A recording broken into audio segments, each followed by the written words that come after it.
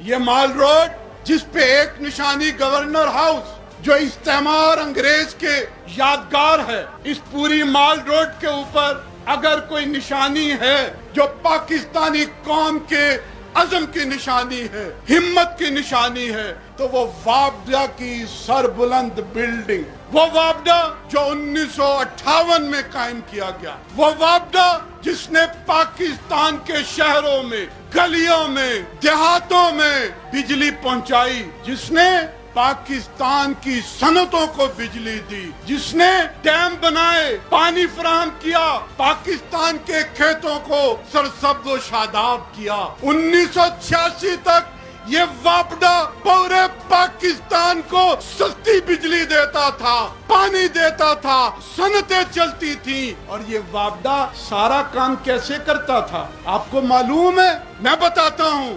پاکستان کی حکومت اس کو ایک رقم دیتی تھی سالانہ بجٹ کی صورت میں، اور یہ وابڈا پاکستان کی حکومت سے لینے والے بجٹ کو سال کے بعد نفع کے ساتھ واپس کرتا تھا۔ آپ کو بجلی ملتی تھی، آپ کے گھر 600-700 روپے کا بل آتا تھا، یہ کماؤ پوت تھا۔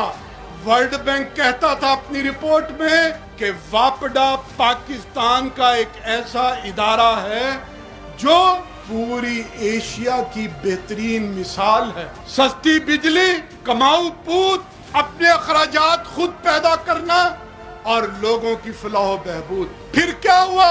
اس واپڈا پر کرپٹ حکمرانوں کی نظریں لگ گئیں، للچائی ہوئی نظریں۔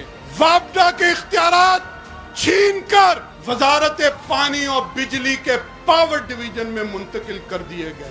اس گورنر ہاؤس میں بیٹھے ہوئے بدنام مصطفیٰ کھر، جس کے اوپر بے نظیر موجود تھی، انہوں نے یہ کام کیا۔ پہلی پالیسی دی، واپڈا کے اختیارات پاور ڈویژن میں منتقل کرتے ہوئے آئی پی پیز کو لے کر آئے، اور یہ وہ وقت تھا جب نواز شریف نے پورے ملک میں ہنگامہ کیا اور یہ کہا کہ rental power I P Ps نامنظور۔ نواز شریف نے کہا زرداری 10% ہے۔ میرے بھائیوں اور دوستوں، پھر کیا ہوا؟ بے نظیر کی حکومت چلی گئی، نواز شریف کا دوسرا دور حکومت آیا۔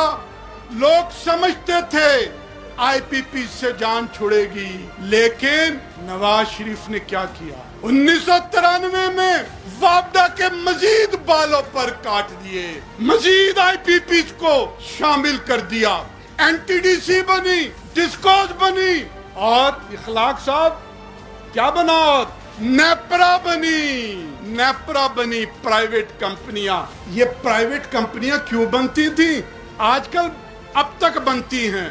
میٹ کمپنی، ویسٹیج کمپنی اس لیے بنتی ہیں کہ واپڈا کا چیئرمین 2-2.5 لاکھ روپے لیتا تھا، نیچے سے آتا تھا، اپنی من مرضی کرتا تھا، حکمرانوں کی بات نہیں مانتا تھا، کہتا تھا کھڈے لائن لگانا ہے تو لگا دو۔